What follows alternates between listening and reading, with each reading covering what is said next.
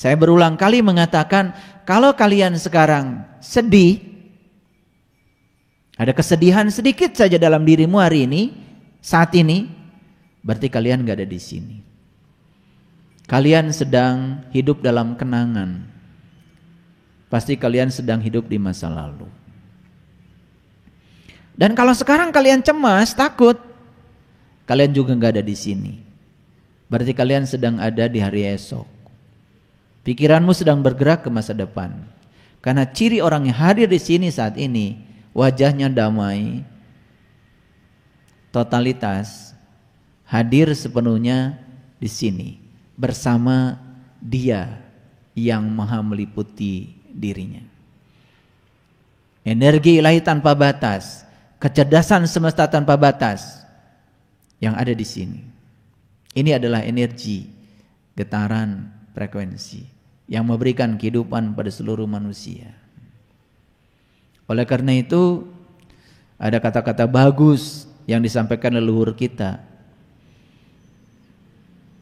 Indit kudu bari cicing, lumampah tengalengka. Indit tapi cicing, lumampah tapi tengalengka. Indit kudu bari cicing artinya pergi tetapi diam. Pergi tetapi duduk. Siapa yang pergi? Yang pergi adalah kesadaran kita melakukan proses transformasi dari kesadaran yang paling rendah setahap demi setahap sampai menuju puncaknya kesadaran. Itu yang harus pergi.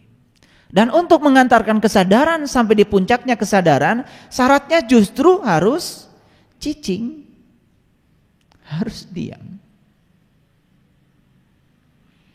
Yang kedua, lumampah ulah ngalengkah, berjalan tetapi jangan melangkah.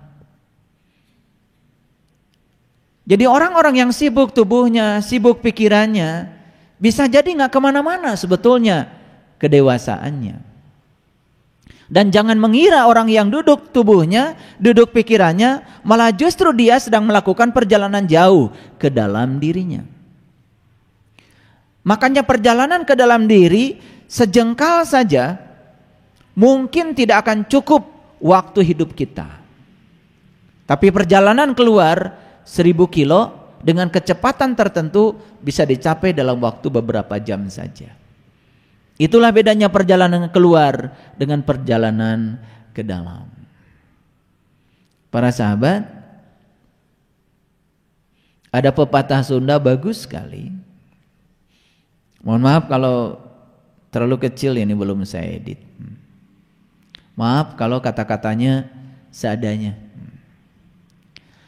Lamun sia hayang indit ka kuburan Semar, inditna kudu bari cicing, lumampahna ulah ngalengka. Sanajan indit ka mana-mana tapi hate cicing, panteng eueuh deui sembaheun angin Gusti. Ini dalam bahasa yang sederhana, ini yang disebut dengan mindfulness. Ini bahasa kerennya mindfulness. Jadi hadir di sini, saat ini, sekarang.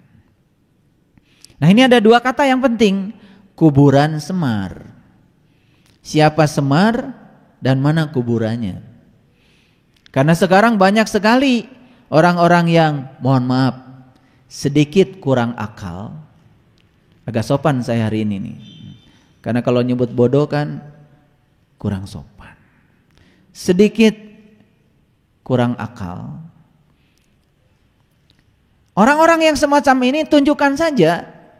Tuh di ditu aya kuburan Semar, pasti dijarahan. Pasti didatangan. Dia tidak sadar kalau Semar itu adalah simbolisasi. Semar itu adalah simbolisasi. Leluhur kita itu saking hebatnya, menyampaikan pesan kepada kita anak cucunya itu menggunakan bahasa simbolik. Oleh karena itu, hari ini saya akan bicara tentang Semar.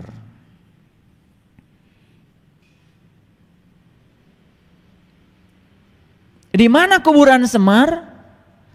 Ya di sini. Siapa Semar? Ya ini.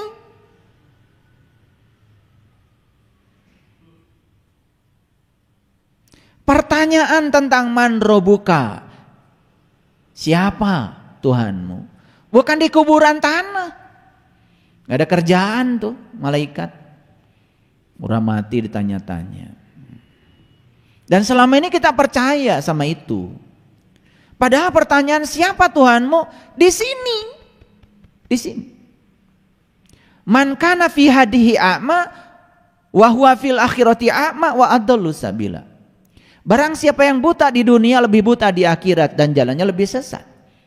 Barang siapa yang tidak bertemu dengan diri sejatinya di dunia, dia juga tidak akan pernah bisa pulang ke kampung asalnya di akhirat.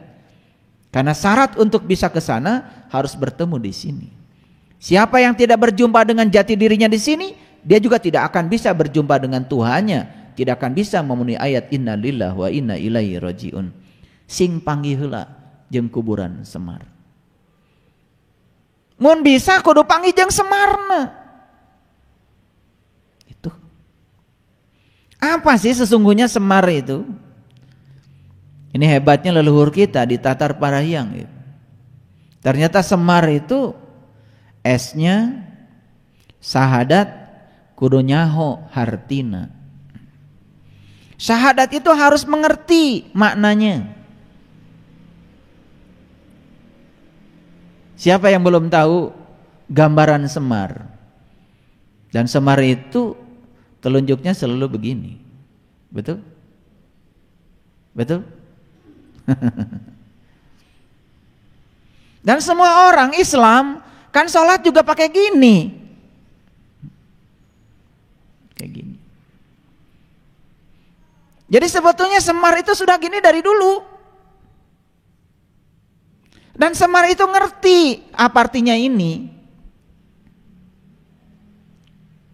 Sebaliknya, orang yang sok suci, sok beragama terkadang merasa diri paling benar ketika ditanya, kenapa kamu sholat begini? Bingung. Dan kenapa mengacungkan ini tepat saat membaca syahadat? Asyhadu alla ilaha illallah. Ini yang diacungkan. Terus apa hubungannya ini dengan syahadat? Kalau terus dicuk-cuk galurnya, ditanya lebih dalam, bingung. Karena saya sudah melakukannya. Banyak sekali orang yang datang menemui saya, bahkan mengatakan dirinya tokoh, muridnya banyak di mana-mana. Saya nggak tanya yang susah-susah. Kalau Anda sholat begini nggak? Iya begini. Buat apa? Semua jawabannya dati dituna kayak gitu. Boro-boro mendekati pendekatan saintifik secara ilmiah. Gak bisa menjelaskan. Dan kenapa diacungkan tepat pada saat baca syahadat? Naon atuh syahadat teh? Kan syahadat itu urusan dengan proses menyaksikan. Syahadat itu urusan dengan penyaksian. Dan yang boleh untuk bersaksi hanya mereka yang sudah menyaksikan. Yang tidak menyaksikan, kalau dia bersaksi, bohong persaksiannya.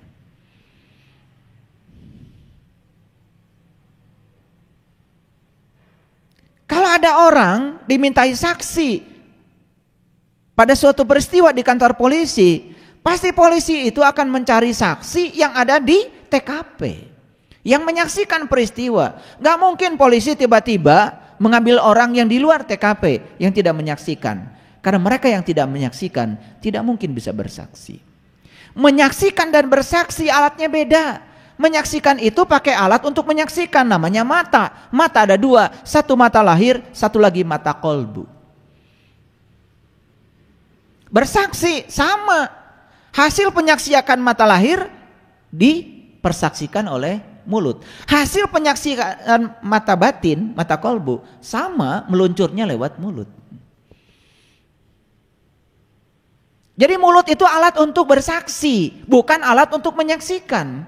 Menyaksikan tidak mungkin pakai mulut dong, harus pakai mata. Tapi mata yang ini hanya sebangsa kornea mata, hanya daging, hanya menyaksikan yang bersifat materi, karena ini materi. Dia yang imateri tidak mungkin disaksikan oleh materi, harus disaksikan oleh yang imateri. Maka sudah disediakan oleh Allah ya dalam diri setiap manusia. Makanya beruntung yang jadi manusia kalau tahu keunggulan dia sebagai manusia. Rugi jadi jelema, mente apal naon unggul dan jelema. Jadi Semar itu esnya adalah syahadat kudu nyaho hartina, harus mengerti makna syahadat. Karena syahadat itu bukan ucapan, syahadat itu adalah pengalaman, pengalaman spiritual. Lucu kan? Tiba-tiba bilang, saya bersaksi tiada Tuhan selain Allah. Kapan kau menyaksikannya? Sembarangan. Lalu yang kedua, eling ka Gusti Allah nu utama. Selalu sadar dan ingat kepada Allah, itu yang terpenting. Dan tidak mungkin bisa eling kalau esnya belum dicapai. Banyak sebetulnya sudut pandang tentang Semar, tapi saya melihat dari sudut pandang tradisi leluhur kita di Nusantara ini, luar biasa. Kalau syahadatnya belum tercapai, hanya sebatas kata-kata, tidak mungkin kita bisa eling. Karena eling itu ada syaratnya. Syarat sahnya eling harus tahu. Betul? Ini ngaji agak serius hari ini.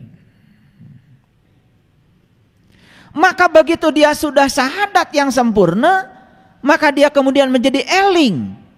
Makanya hampir semua perintah haji diakhiri dengan zikir. Coba lihat di ayat Quran. Fa iza qadaitu manasikakum fazkurullah. Hampir semua perintah haji dipungkas dengan perintah ingat kepada Allah. Berarti haji itu sesungguhnya berkunjung ke rumah Allah untuk bertemu Allah supaya kita bisa ingat kepada Allah. Makanya haji ada dua, ada yang syariat, ada yang hakikat. Yang syariat ya tentu saja melaksanakan ibadah yang syariat. Betul itu bagus, silakan. Asal mengerti. Karena di balik syariat ada simbol-simbol hakikat yang harus diterjemahkan ke dalam perjalanan haji yang sesungguhnya. Karena haji yang sesungguhnya pergi ke kuburan Semar.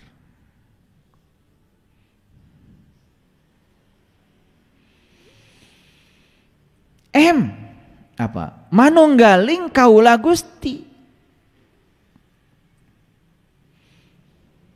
Jadi tidak mungkin seseorang bisa mencapai manunggaling kaula Gusti kalau tidak ada wali dengan syahadat. Syahadat dulu, eling, baru manunggal.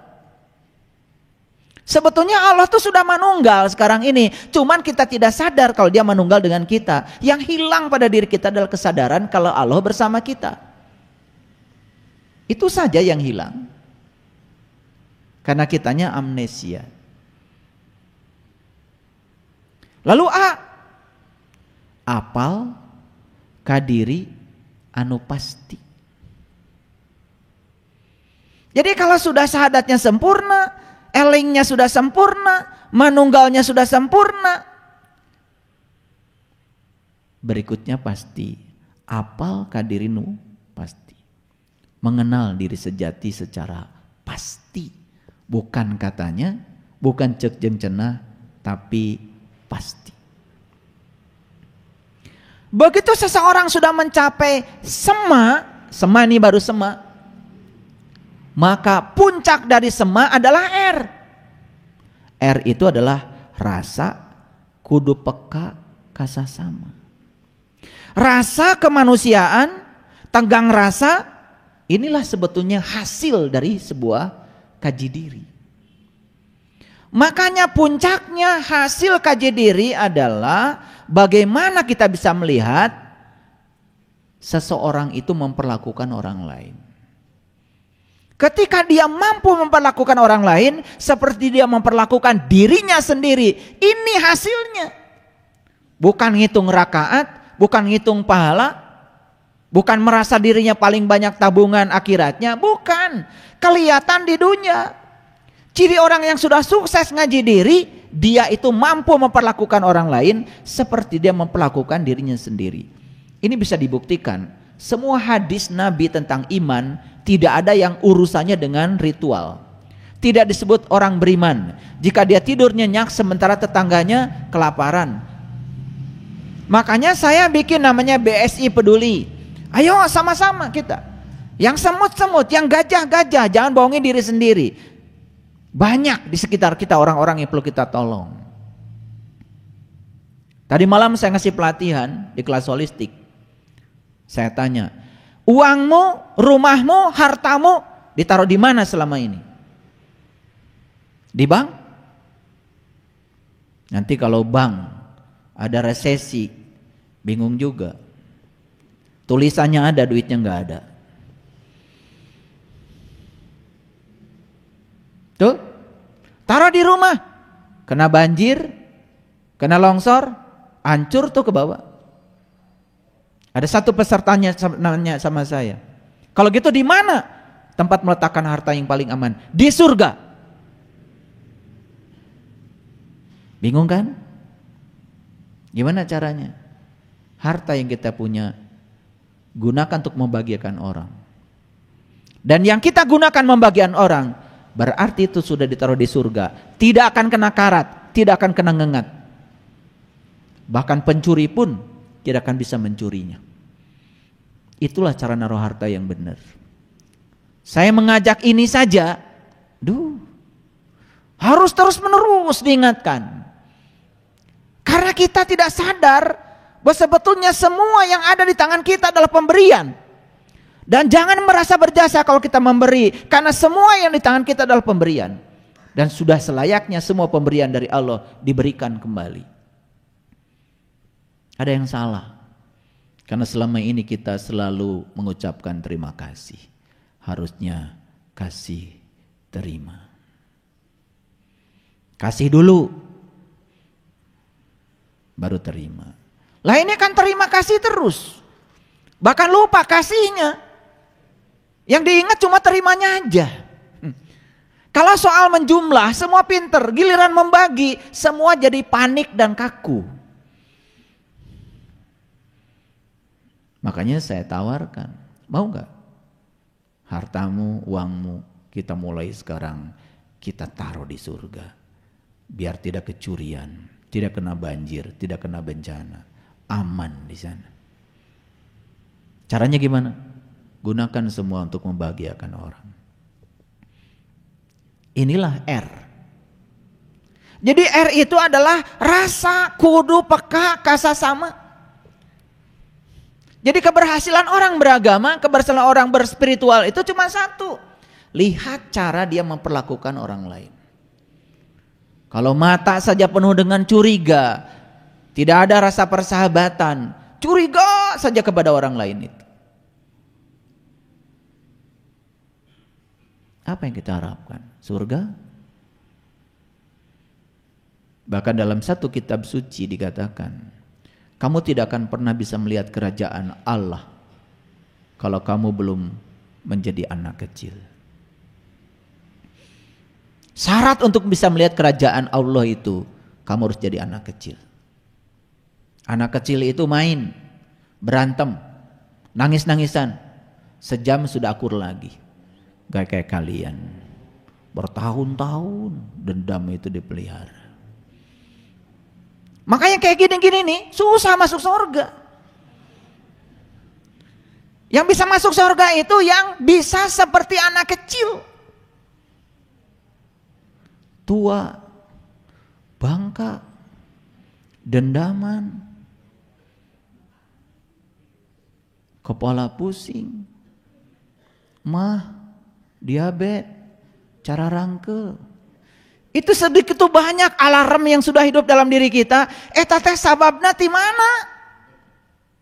Kebencian, kemarahan, kesedihan yang terus-menerus diulang-ulang. Itu yang menyebabkan tubuh kita menjadi kehilangan gairah.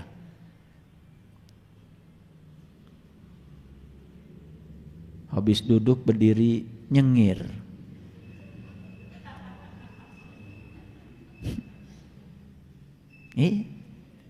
Jalan oleng. Baru sebentar jalan secara rangkel. Hayo we diurut.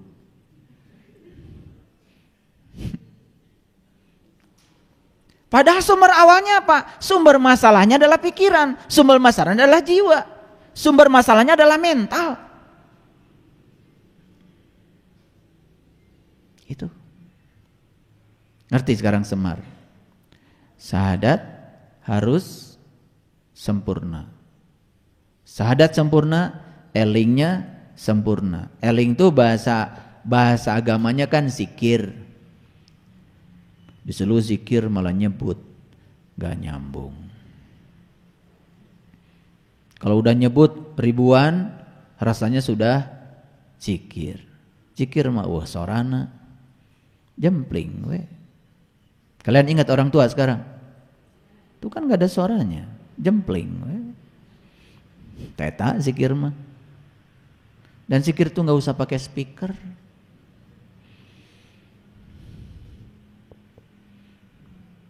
Karena kita tuh gak belajar serius. Tidak bisa membedakan mana mengingat, mana menyebut. Eta tiba heula can bisa ngabedakeun. Nyebut, disebut, ingat coba. Apa tuh pasalia itu? Lucu gak? Lucu gak? Siapa yang lucu? Ya kalian. Inilah Semar. Kelihatan? Apakah ada makhluk seperti ini dulu? Gak ada.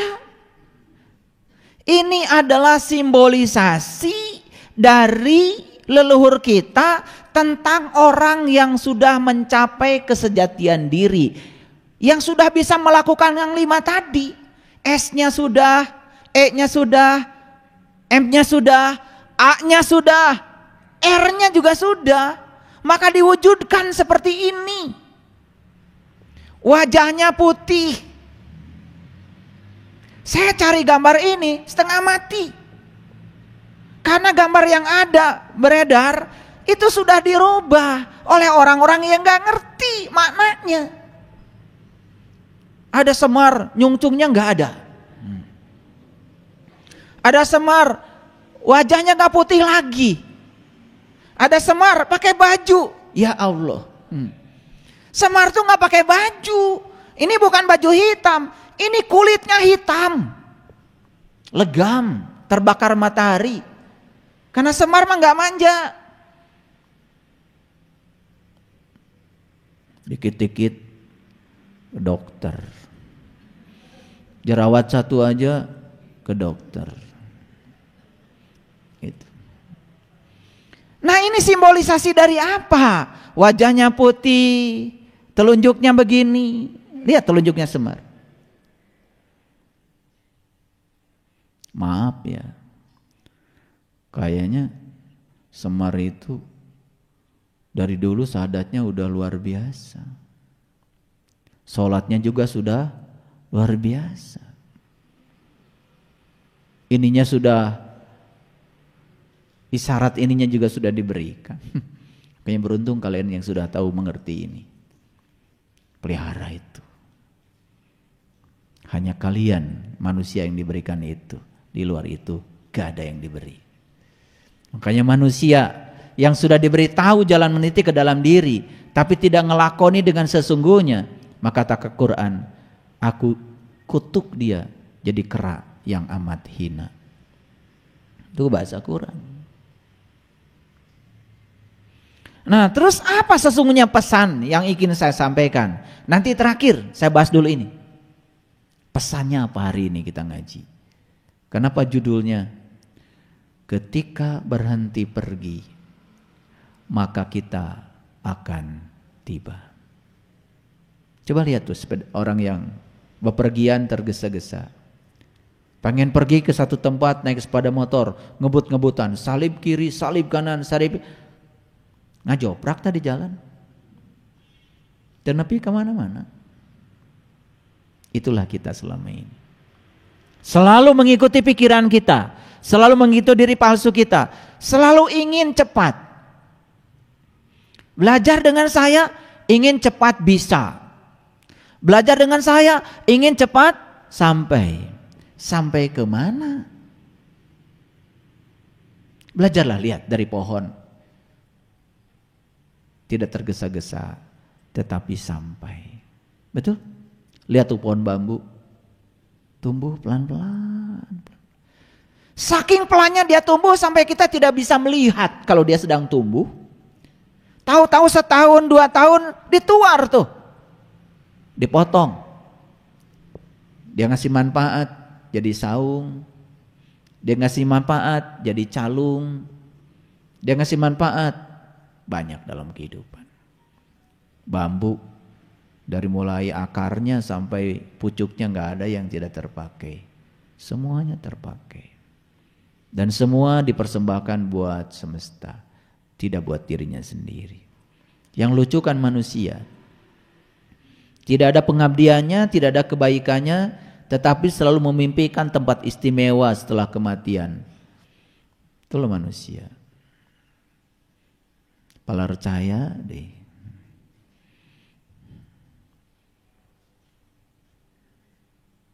Pohon pisang menghasilkan buah pisang? Tidak pernah. Saya tanya, Sang, nanti kalau kau mati, kau masuk surga, masuk neraka? Ngejawab tuh pohon pisang, emang gue pikirin katanya.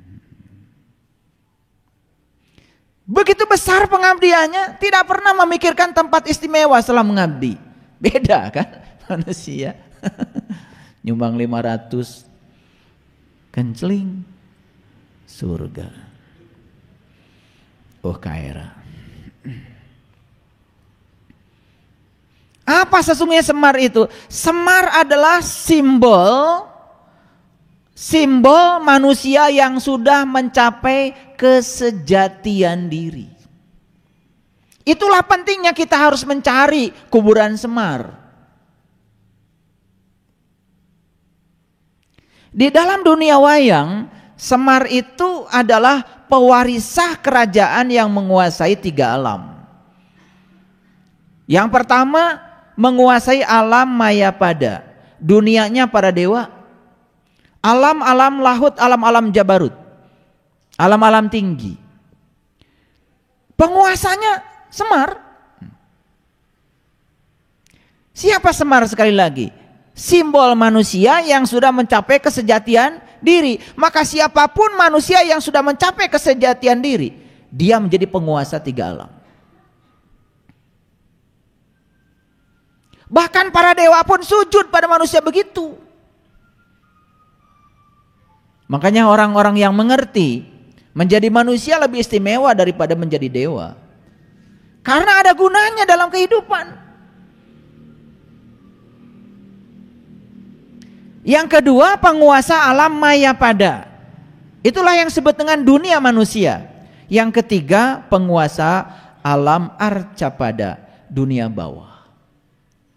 Jadi walaupun dia menguasai 3 alam, tetapi Semar lebih memilih untuk hidup di alam Mayapada, dunia manusia. Disitulah unggulnya manusia. Laqad khalaqnal insan fi ahsani taqwim. 7 martabat alam hanya ada pada diri manusia. Alam ahadiyah, alam wahdah, alam wahidiyah, alam arwah, alam amsal, alam ajsam, sampailah alam insan kamil. Makanya ketika jadi manusia, kesempatan untuk bertemu dengan Tuhan, kesempatan untuk bertemu dengan jati diri, disitulah keunggulannya manusia.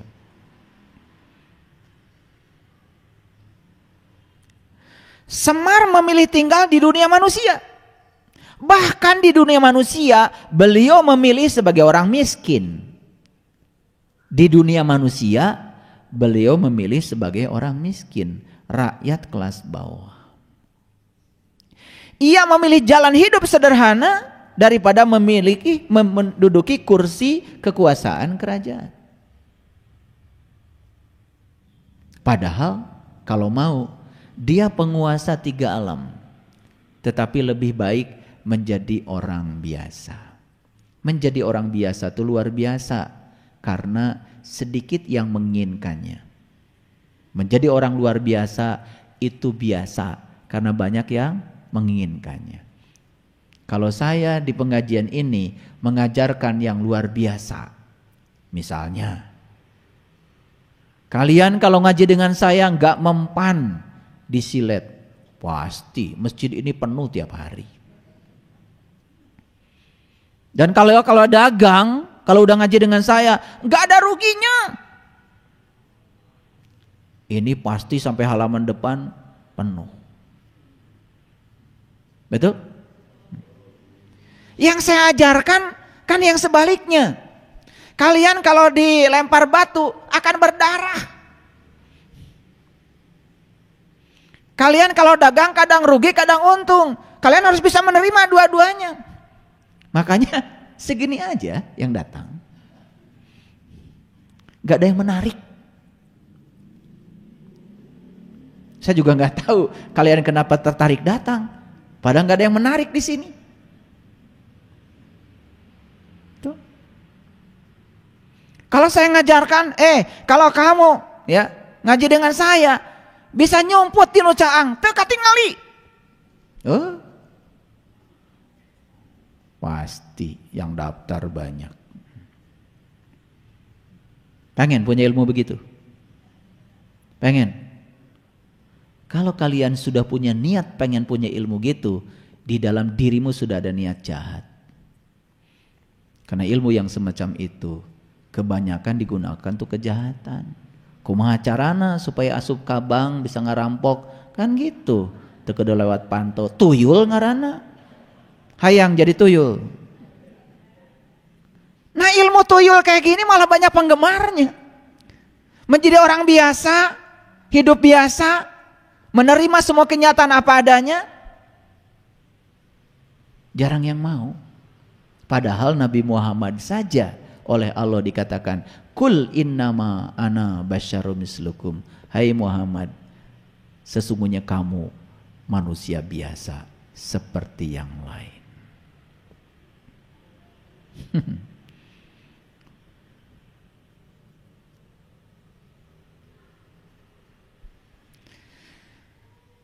Tokoh yang bernama Semar ini adalah salah satu tokoh dalam dunia pewayangan, baik itu wayang golek maupun wayang kulit, sama ada Semar.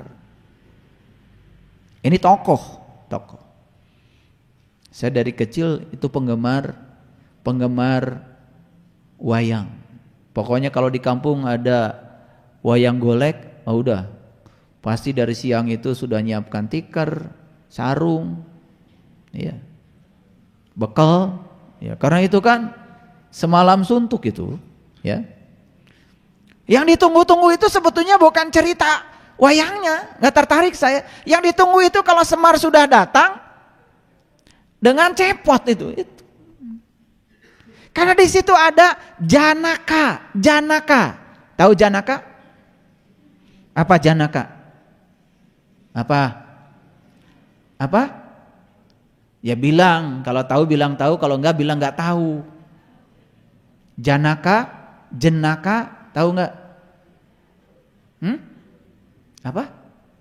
Gurauan, guyonan, lucu. Kalian tuh enggak ada lucunya. Kalau ngejawab itu enggak ada lucunya, sembarangan. Janaka itu dari Janaka. Jannah itu surga. Ka itu kamu. Jannah ka surgamu. Janaka, jenaka. Makanya syarat masuk surga harus jadi anak kecil. Anak kecil mah gak serius kayak kalian. Makanya yang serius model kayak gini, loba penyakit. Makanya penyakit itu, keseriusan itu adalah penyakit. Terlalu serius. Orang pinjam uang, janji 3 hari, serius amat. 3 hari harus dikembalikan. Gas pugu susah, teu bisa mulangkeun. Dipencet, kudu bisa. Mun teu bisa dicarekan, disebut jalir janji. Terlalu serius. Kenapa sih mikirin duit segitu? Coba pikirkan yang akan dikasih Allah lebih dari itu. Arahkan pikiran ke Allah yang Maha Kaya. Doakeun supaya dia banyak rezekinya. Tong dipencet. Karena terlalu serius. Sampai putus hubungan. Ini kurang jenaka. Makanya orang yang tidak jenaka, apa jenaka tadi? Surgamu. Apa? Di mana surga? Di sini, saat ini, sekarang. Dan kalau kita terusir dari surga, kamana? Taeta. Makanya yang kurang jenaka, yang hidupnya terlalu serius, lihat itu. Wajahnya kayak habis terbakar gosong. Itu yang namanya neraka itu. Neraka itu keseriusan. Terlalu serius. Muncak orang kitu kudu kitu. Muntek itu ulah. Ngaririweuh sorangan. Tah eta disebut nyiksa diri teh. Makanya setelah ngaji dengan saya ajak joget, nyanyi, seri. Baru kalian itu kelihatan jadi manusia. Dulu kayak uka-uka. Musik haram. Lamun musik haram atuh tong ngomong maneh oge. Ari eta sora lain musik. Apaan musik itu bunyi-bunyian. Setiap yang berbunyi itu getaran. Getaran yang merambat itu disebut gelombang bunyi. Gelombang bunyi terdiri rapatan renggangan disebutnya gelombang longitudinal. Gitu bahasa sekolah nama. Ari sora teh mana? Apaan sora? Tapi pita suara bergetar. Ada udara. Musik bukan suara. Musik bukan suara. Musik. Kalau musik haram, geus maneh ge tong ngomong. Haram tah maneh ngomong.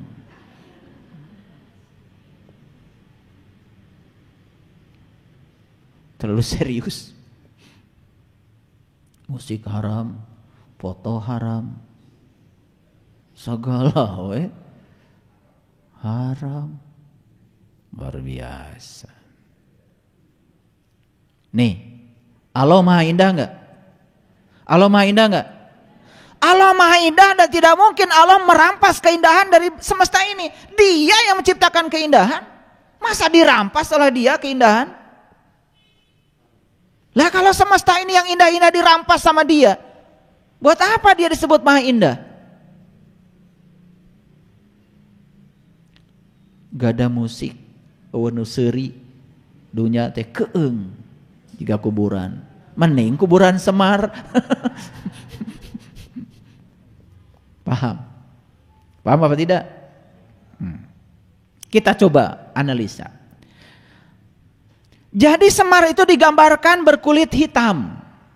Bukan berbaju hitam. Berkulit hitam. Wajahnya putih. Memiliki rambut, ada kuncungnya. Leluhur kita itu menciptakan sosok Semar pertama kali. Kunjungnya itu 99. Nu teu ngalarti ayeuna kuncungna hiji 88. Karena 99 itu diambil dari Asmaul Husna. Allah Ar-Rahman Ar-Rahim Al-Malik Al-Qudus As-Salam Al-Mu'min Al-Muhaimin Al-Ajid Al-Jabar terus sampai As-Sobur. Di mana diteundeuna eta kuncung? Di dieu. Di gunung. Di puncak kesadaran yang tertinggi. Maka siapapun orang yang sudah mencapai puncak kesadaran yang tertinggi, tahaluk bi ahlakilah, berakhlak seperti akhlaknya Allah. Asmaul husna sudah nyata dalam diri, lain diapalkan. Di sini. 2 saja, nggak usah 99. Apalkan, wujudkan Ar-Rahman Ar-Rahim. Awali kehidupan kita dengan Ar-Rahman dan Ar-Rahim. Isi hidup kita dengan Ar-Rahman Ar-Rahim. Sudah beres semua kehidupan. Welas asih mah beres. Karena welas asih itu cahaya. Setiap cahaya datang, kegelapan sirna. Karena satu-satunya untuk menghilangkan kegelapan bukan menendang kegelapan, tetapi menghadirkan cahaya. Apa yang kita lakukan selama ini? Begitu kalian melihat kegelapan, kalian tendang kegelapan dengan cara kegelapan. Tambah poek.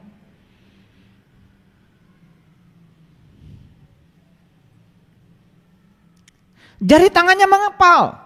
Nah, mengepal gini, mengepal. Nih, lihat saya. Kalau kita ngepal gini, mana yang paling banyak nunjuk ke kita? Kan ini. Yang nunjuk ke kita mah tilu, nu ke batur mah hiji. Semar ngajarkannya begitu. Artinya ke sini, jangan keluar. Itu arti yang paling dangkal. Tapi arti yang paling dalam adalah temukan rahasia ini.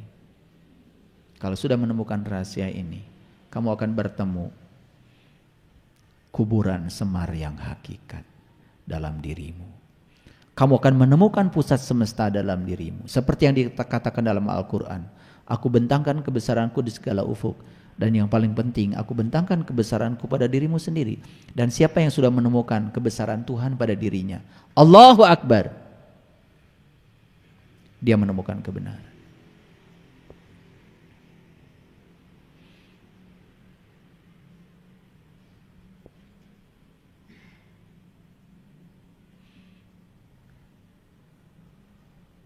Jadi tokoh Semar itu merupakan gambaran manusia sejati yang telah mengenal jati dirinya dan telah mengenal Tuhannya. Siapa yang kenal dirinya, dia kenal Tuhannya. Oleh karena itu, wujud, gerak, dan sifat. Wujud, gerak, dan sifat. Awas ya, wujud, gerak, dan sifat. Itulah yang ada di dalam dirinya Semar. Ada wujud, ada gerak, ada sifat.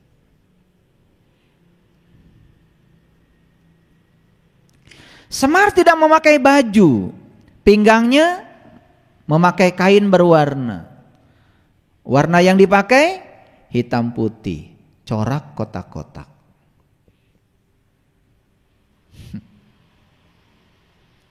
Hitam putih. Tahu bedanya hitam dan putih? Tahu apa tidak? Kalau tahu bilang tahu, kalau enggak bilang enggak. Bedanya apa? Hitam apa? Hidung. Putih mah bodas.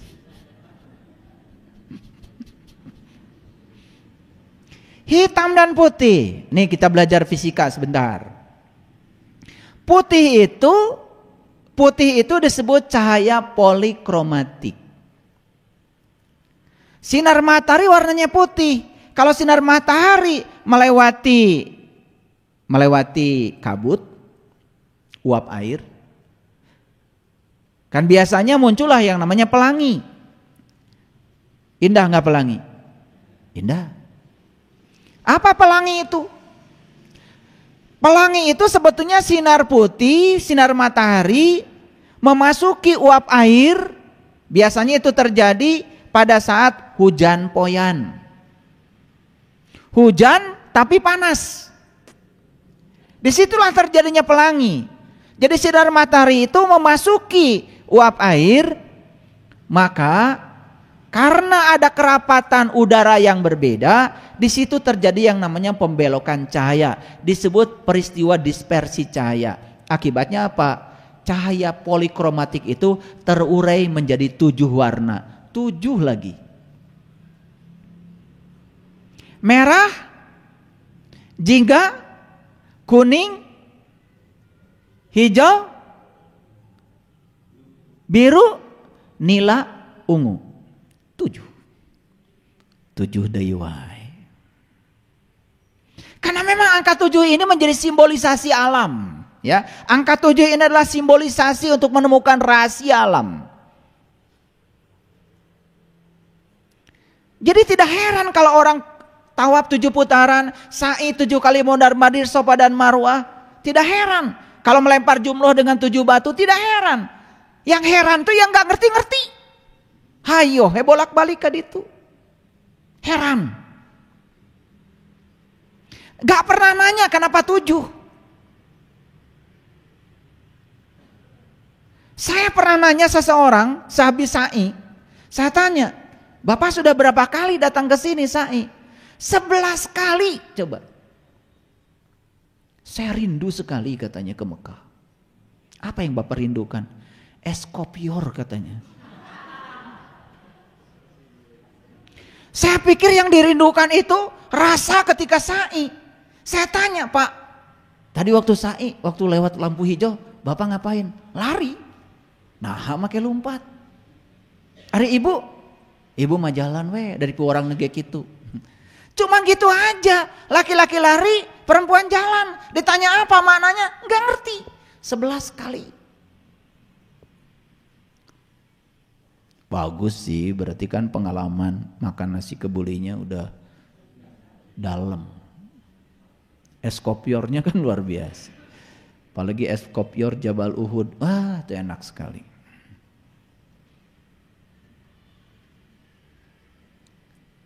Jadi putih itu apa? Putih itu adalah cahaya polikromatik. Di dalam warna putih ada 7 warna. Makanya putih itu ya disebut warna. Hitam bukan warna. Awas ya. Putih itu adalah warna. Putih itu cahaya. Hitam itu bukan warna. Hitam itu bukan cahaya. Merah warna, jingga warna, biru warna, kuning warna, hijau warna. Tapi hidung bukan warna. Jadi apa maknanya sarungnya Semar itu? Di kehidupan ini cuma 2. Kehadiran cahaya atau ketidakhadiran cahaya. Makanya hitam itu disebut ketiadaan cahaya. Nah makanya putih dilambangkan dengan kesucian. Hitam melambangkan kegelapan, kejahatan. Jadi apa jahat itu? Jahat itu sebetulnya karena ketiadaan cahaya. Jadi orang berbuat jahat karena ketiadaan cahaya, itu saja. Tidak hadir Allah, tidak dirasakan kehadiran itu yang membuat orang jahat. Suka pakai baju putih? Suka? Kapan? Biasanya kalau ada acara-acara yang dianggap suci, bukan? Betul? Iya, pengajian, sholawatan, pakai warna putih. Tahu maknanya? Orang yang sudah pakai baju putih artinya siap menerima semua warna. Iya mah bajuna bodas tapi ngerasa benar sorangan. Tak iya pasal lihat teh. Merasa benar sendiri, yang lain salah. Padahal kalau dia sudah pakai baju putih, sudah suci, artinya orang suci itu sudah bisa menerima semua warna, menerima semua orang lain apa adanya. Itulah ciri orang suci. Makanya orang suci mah begitu. Tara punungan, tara baperan, karena sudah bisa menerima semua warna. Ukur orang dari ukuran orang. Eta bodas teh, kartos. Nanti kalau pakai baju putih, awas, ada tanggung jawab. Gitu. Makanya saya jarang menyuruh kalian pakai baju putih. Gak apa-apa warna-warni aja. Karena saya senang warna-warni. Sebenarnya saya gak suka seragam. Saya gak suka seragam. Karena seragam itu ciptaan manusia. Allah menciptakan semesta ini warna-warni. Nusok hayang saragama jelema. Tiap aya acara saragam. Tah ieu loba teuing make saragam teh jadi ngewa ka batur. Nu beda saragamna, tolol. Makanya tong mineng teuing make saragam. Jadi ya, sarungnya warna hitam putih. Corak. Karena hidup itu corak. Kita dalam hidup itu cuma satu kok, disuruh untuk belajar menerima dan menghargai perbedaan. Karena hidup itu corak.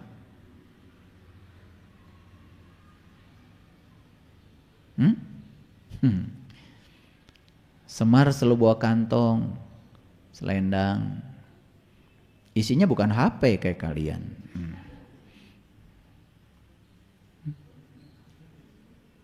Kantongna Semar mah kosong. Karena Semar itu selalu kosong.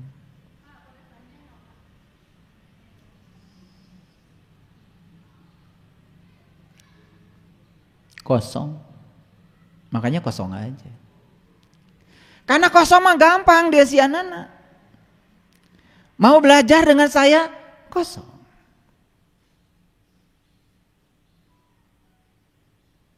Mau naik gunung supaya gampang kosong. Ya mau naik gunung pakai rangsel. Segala dibekalan, atuh berat. Napas pendek. Ari babawaan loba.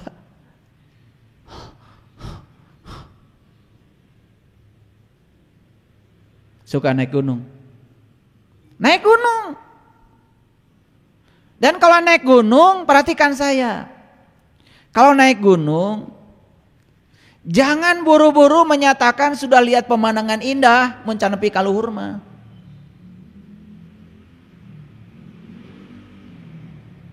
Naik gunung itu bisa lewat jalan yang berbeda. Tapi kalau sampai di puncak yang sama, pemandangan nama sarua.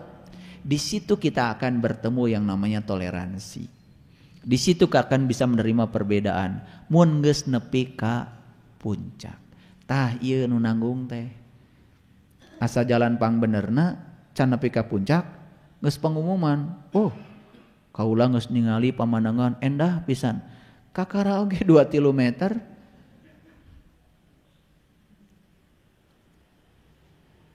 Tahu enggak? Sebelum sampai di puncak tidak akan bertemu dengan orang lain yang berbeda jalan. Karena kalau kita belum sampai di puncak, belum sampai di titik. Makanya lihat nasi tumpeng. Tumpeng itu apaan kerucut. Tarik garis ke sini, tarik garis ke sini, tarik sampai di puncak. Puncak itu pertemuan semua jalan disebut titik. Ada titik ayana di mana? Tadi dina huruf ba. Makanya anyangan kuburan Semar. Me panggil jeung nun ke titik na hiji ngan di jero ayeuna mah.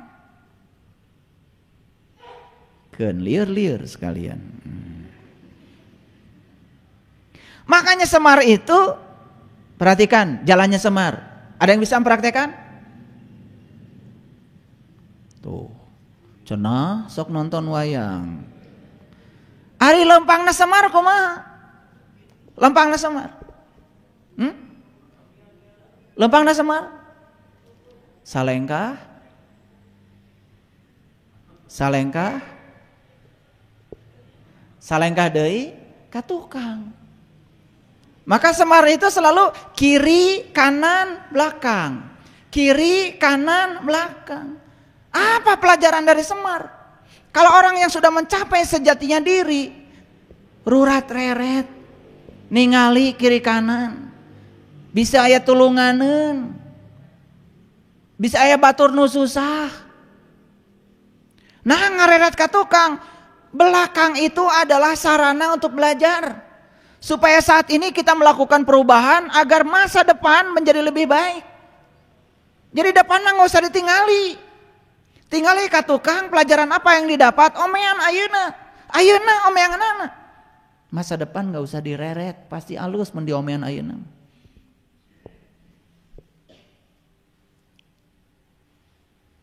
Karena kita itu kalau ada pelajaran seperti itu gak pernah belajar. Ya, begitu nonton wayang resep teh guyona we. Makanya pengajian yang goyonya banyak, pasti mustaminya banyak. Betul nggak? So, penceramah anu timimiti ceramah seserian terus, pasti seueur nu sumping. Betul nggak? Apa bagus itu? Bagus. Ngan menang seri wungkul. Kayak di sini, serina aya.